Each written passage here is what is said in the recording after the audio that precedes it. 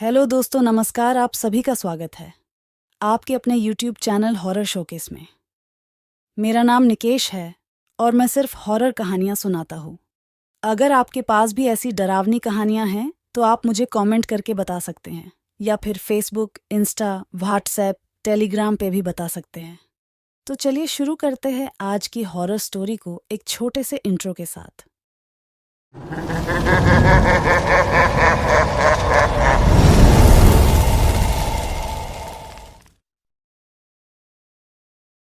कुछ साल बीत गए। मायरा गांव की जिंदगी में रम गई थी। श्याम के साथ उसका वैवाहिक जीवन सुखी था। गांव के लोगों ने भी उसे अपना लिया था। एक रात जब पूरा गांव गहरी नींद में सोया हुआ था, मायरा अचानक उठी। उसकी आंखों में एक अजीब चमक थी। वह चुपके से झोपड़ी से बाहर निकली और जंगल की तरफ चल पड़ी। जंगल में पहुंचकर वह उसी गुफा के पास खड़ी हो गई जहां कभी उसका यक्षिणी रूप रहता था। गुफा का मुंह अब बंद था, पर मायरा जानती थी कि उसे कैसे खोलना है। कुछ विशेष मंत्रों का जाप करते हुए उसने गुफा का मुंह खोल दिया। अंदर जाने से पहले उसने अपने गले से एक छोटा सा ताबीज निकाला। वह ताबीज दरअसल वही चमकता हुआ पत्थर का एक टुकड़ा था जिसे गांव वालों ने चूर्ण कर दिया था। गुफा के अंदर जाने के बाद मायरा ने उस पत्थर के टुकड़े को जमीन पर रखा और उस पर मंत्रों का जाप करना शुरू किया। धीरे धीरे गुफा में एक हल्की सी नीली रोशनी फैलने लगी। अचानक जमीन से एक भयानक आवाज गूंजी। कौन मुझे फिर से जगाने की हिम्मत करता है? आवाज कमजोर थी पर खौफनाक थी। मायरा ने बिना डरे जवाब दिया, मैं मायरा।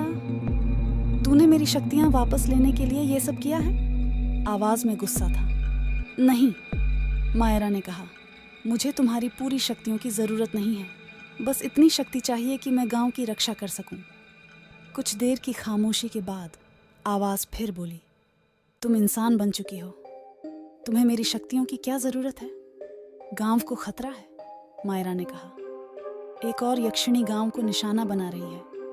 वो मेरी ही तरह खूबसूरती से लोगों को मोहित करती है और फिर उन्हें मार देती है। मायरा ने आगे बताया कि कैसे उसने जंगल में उस यक्षिणी को देखा था। वो उससे भी ज्यादा खतरनाक थी। कुछ देर सोचने के बाद आवाज ने कहा, ठीक है, मैं तुम्हें थोड़ी शक्ति देता हूँ, पर याद रखना, इंसान और यक्षिणी के बीच संतुलन बनाए रखना। गुफा में फिर से नीली रोशनी फैली और मायरा को थोड़ी सी शक्ति का एहसास हुआ। वो गुफा से बाहर निकली और वापस गांव की तरफ चल पड़ी। अगले दिन गांव में एक अफवाह फैल गई। जंगल में एक खूबसूरत महिला को देखा गया था। कई युवक उसे ढूंढने जंगल में गए, पर कोई वापस नहीं आया। गांव वालों में दहशत फैल गई। दादा रामू ने मायरा को बुलाया और उससे मदद मांगी। मायरा ने दादा रामू को सारी सच्चाई बता दी। दादा रामू चौंक गए, पर उन्होंने मायरा पर विश्वास किया।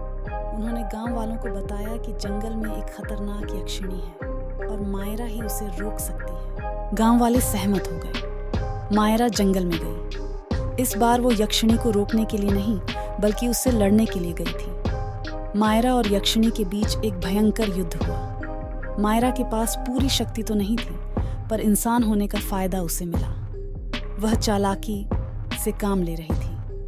आखिरकार मायरा यक्षिणी को जंगल के एक गहरे कुएं के पास ले गई। कुएं के पास पहुंचते ही यक्षिणी कमजोर पड़ गई। मायरा को पता चला कि यह कुआं उस यक्षिणी की कमजोरी थी। सालों पहले इसी कुएं में एक निर्दोष महिला को फेंक दिया गया था, जिसके क्रोध से यह यक्षिणी बनी थी। मायरा ने यक्षिणी को समझाया, तुम्हारा बदला लेने का तरीका गलत है। तुम भी निर्दोष लोगों को मारकर क्या हासिल करना चाहती हो? यक्षिणी गुस्से से गर जाए, मैं उस दर्द का बदला लूंगी जो मुझे दिया गया था। मायरा ने कहा, बदला सिर्फ और ज्यादा दुख देता है। क्षमा ही असली शक्ति है। उस मृत महिला की आत्मा को शांति दो। मायरा के शब्दों ने यक्षिणी को झकझोर कर दिया। वो कुछ देर के लिए स्तब्ध रह गई। फिर उसने धीरे धीरे कुएं की तरफ देखा। कुएं से एक उदास आवाज आई, मुझे माफ करो। यक्षिणी ने आंसू भरे आवाज में जवाब दिया, मुझे भी माफ करो। कुएं से एक सफेद रोशनी निकली और आकाश में विलीन हो गई। यक्षिणी कमजोर पड़ गई और जमीन पर गिर गई। मायरा ने यक्षिणी को पकड़ लिया।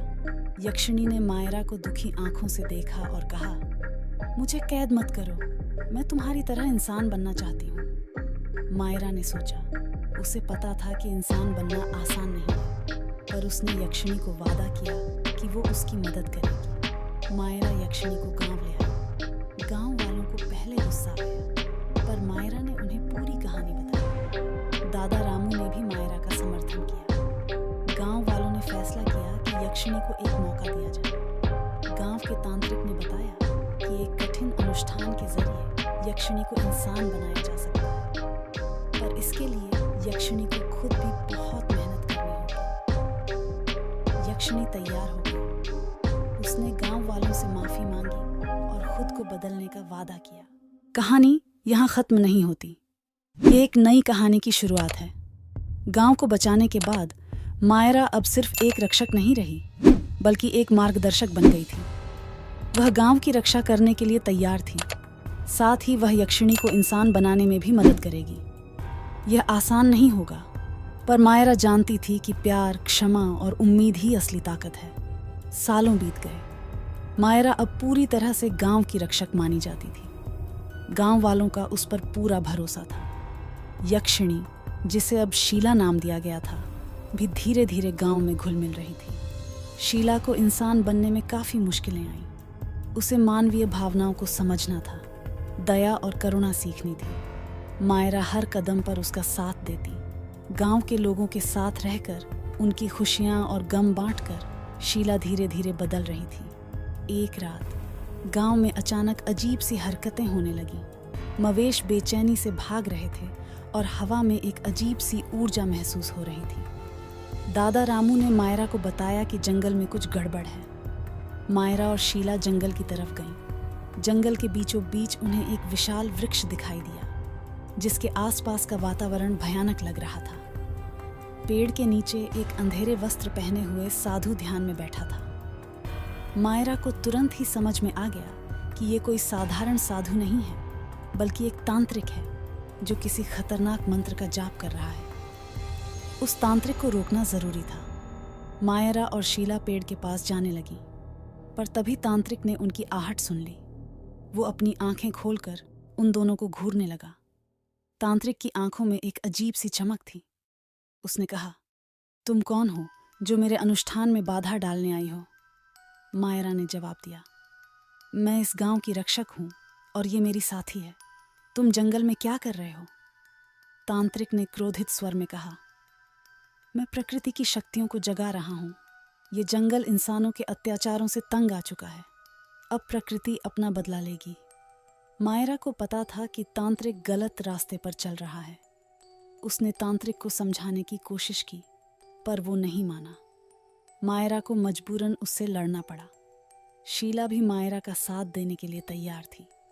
ये पहली बार था कि शीला किसी इंसान की रक्षा के लिए लड़ रही थी। मायरा अपनी रक्षक शक्तियों का इस्तेमाल कर रही थी, जबकि शीला अपनी नई नई सीखी हुई मानवीय कलाओं से लड़ रही थी। लड़ाई काफी लंबी चली। आखिरकार मायरा और शीला मिलकर तांत्रिक को हराने में कामयाब रहीं। तांत्रिक बेहोश होकर जमीन पर गिर पड़ा। उसका जादू टूट गया और जंगल में शांति वापस आ गई। मायरा और शीला ने तांत्रिक को गांव ले गईं। दादा रामू ने फैसला किया कि तांत्रिक को गांव में ही रखा जाए और उसे सही रास्ता दिखाया जाए। यह जीत मायरा और शीला के लिए काफी अहम थी। उन्होंने मिलकर न सिर्फ गांव को बचाया, बल्कि एक पूर्व यक्षिणी को भी इंसानियत की राह पर आगे बढ़ाया। कहानी यहीं खत्म नहीं होती। गांव में अब शांति है, पर मायरा जानती है कि खतरे कभी खत्म नहीं होते। वो हमेशा गांव की रक्षा के लिए तैयार रहेगी। साथ ही शीला की यात्रा अभी बाकी है। उसे एक अच्छी इंसान बनना है। मायरा उसका साथ देगी और उसे हर कदम पर मार्गदर्शन करेगी। ये कहानी हमें बताती है कि अंधकार से लड़ने के लिए भी उम्मीद की रोशनी जरूरी है। 3 सालों बाद कदमपुर गांव खुशहाली से भरा हुआ था। मायरा को अब भी गांव की रक्षक माना जाता था, पर अब उसकी भूमिका सिर्फ खतरों से बचाने की नहीं थी। वो गांव की युवा पीढ़ी को भी सिखाती थी।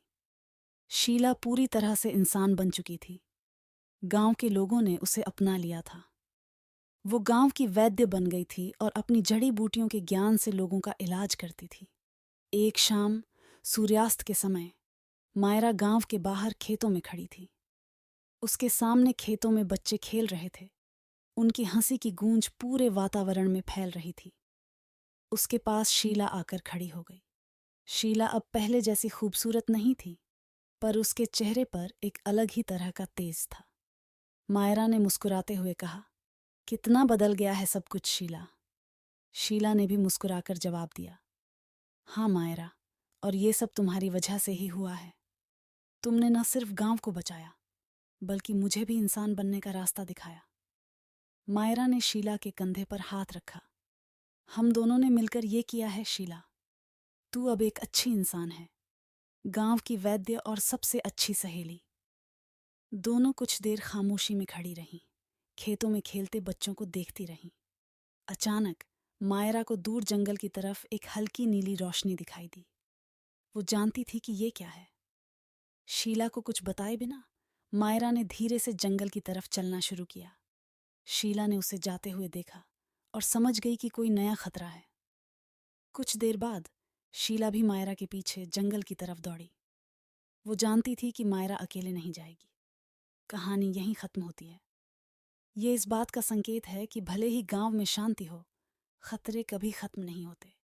मायरा और शीला, गांव की रक्षक और इंसान बनी यक्षिणी, हमेशा गांव की रक्षा के लिए तैयार रहेंगी।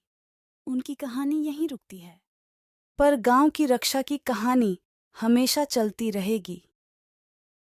पार्ट 3 के लिए कमेंट करें।